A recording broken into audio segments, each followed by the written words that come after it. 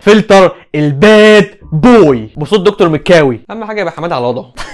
ان شاء الله في الفيديو ده هقولك على 5 نصائح لاحتراف التصوير بالتليفون، والنصائح دي هتخليك عالمي وفي ليفل تاني. فيديو تاني ومعكم الهامي.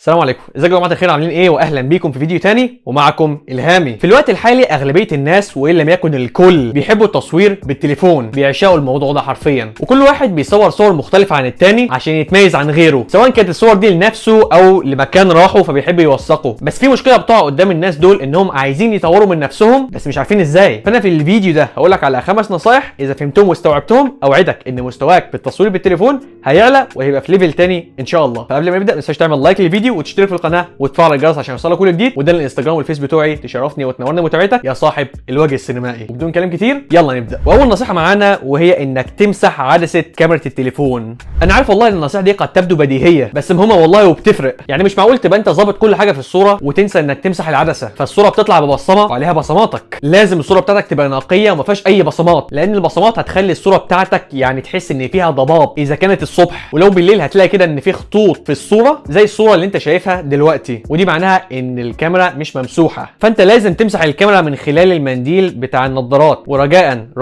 اوعى تمسح الكاميرا بتاعتك بالمنديل العادي لانه حرفيا هيخربش عدسه الكاميرا بتاعتك. فالافضل انك تمسح الكاميرا باي حاجه قطن زي مثلا المنديل او البتاعه بتاعت النضارات، البتاعه دي حرفيا هتفي بالغرض. تاني نصيحه وهي انك تثبت ايدك وانت بتصور. يفضل وانت بتصور بالتليفون انك تستخدم اي ترايبود او حامل للتليفون عشان الصوره بتاعتك تبقى تمام وما يبقاش فيها اي اهتزاز. وحرفيا في انواع كتيره جدا من الترايبودز انت ممكن تشتريها، زي مثلا الترايبود ده، وده يعتبر اقل حاجه في السوق. اي نعم الخامات مش قد كده ورديئه بس يعني يفي بالغرض. ممكن تستخدم مثلا السيلفي ستيك كترايبود يعني، ولو ركزت كده هتلاقي ان فيها حاجه من تحت شبه الرجل بحيث ان هي توقف السيلفي ستيك، تعتبر القاعده بتاعت السيلفي ستيك. انا بقالي فتره بستخدمها وصراحه بتنجدني في حاجات كتيره جدا. ولو عايز تعلى بالليفل اكتر ممكن تستخدم اي ترايبود احترافي زي ده. بصراحه انا بقالي فتره شاريه وعامل معايا الواجب وزياده، وغيرهم كتير جدا من انواع الترايبودز ممكن تشتريهم. ولو انت مش عايز تستخدم اي حامل للتليفون ممكن تستخدم ايدك، بس لازم تمسك التليفون وانت بتصور بطريقه معينه عشان الصوره تطلع مظبوطه ومش مهزوزه زي الطريقه اللي انت شايفها دلوقتي. ايدك تبقى ماسكه حجم التليفون، صوابعك متفرعه متغلغله حوالين التليفون عشان ما تخليش الصوره مهزوزه بنسبه 1%. ودي الطريقه اللي انا بستخدمها شخصيا، صراحه نفعت معايا وكل الصور اللي انا صورتها طلعت مظبوطه وما فيهاش اي مشاكل. ورجاء اوعى تمسك التليفون بالطريقه دي، الصوره هتطلع مهزوزه وهتطلع اي كلام. لازم انت تبقى ماسك التليفون كويس وايدك مالكه التليفون، واوعدك الصوره بتاعتك هتطلع مظبوطه. المهم يعني انت فاهمني يعني ولا لا؟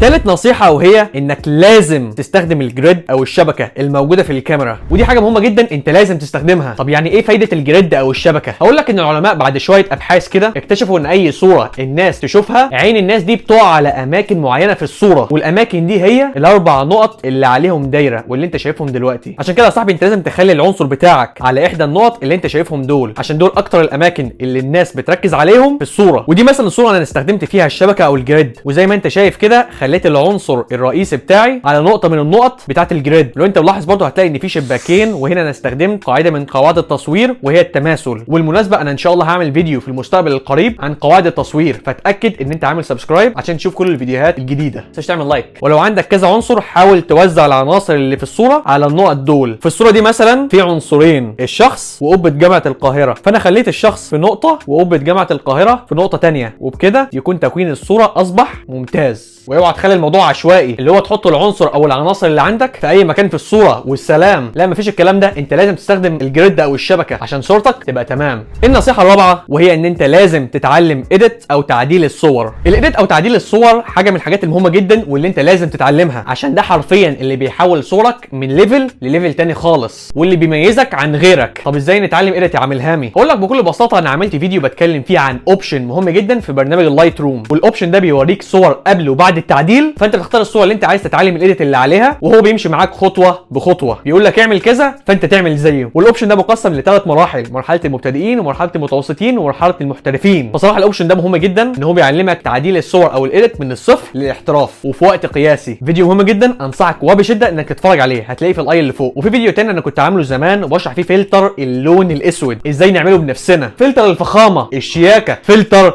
الباد بوي بصوت دكتور مكاوي. اهم حاجه يبقى حماد على وضعه. هتلاقي الفيديو ده في الاي اللي فوق. خامس نصيحه وهي انك لازم تنزل صورك او فيديوهاتك بجوده عاليه. يعني مش معقوله بعد ما تعمل كل ده صورك او فيديوهاتك تنزل بجوده قليله، ده كده حرفيا كل اللي انت عملته ضاع. طب ازاي ننزل الصور او الفيديوهات بجوده عاليه؟ اقول لك بسيطه يا صاحبي، انا كنت عامل سلسله او بلاي ليست كامله على اليوتيوب بشرح فيها ازاي تنزل صورك بانواعها، بوستاتك، بروفايلاتك، استروهياتك، فيديوهاتك، ريلزاتك، تيك توكاتك، كل حاجه حرفيا على كل البرامج، على الفيسبوك، انستجرام، والواتساب، والتيك توك كمان. سلسله اكثر من رائعه، انصحك وبشده انك تتفرج عليها عشان ان شاء الله هتستفيد. هتلاقي البلاي ليست دي في الاي اللي فوق، او لو دخلت في القناه عندي هتلاقيها موجوده. وبس كده، ده كان فيديو النهارده، اتمنى يكون عجبكم وتكونوا استفدتوا. ولو حابين اعمل فيديو عن موضوع معين اكتبوا لي في الكومنتس وانا بقرا كل الكومنتات يا اصحاب الوجوه السينمائيه. وكان معكم الهامي واشوفكم في فيديو تاني. Perfecto.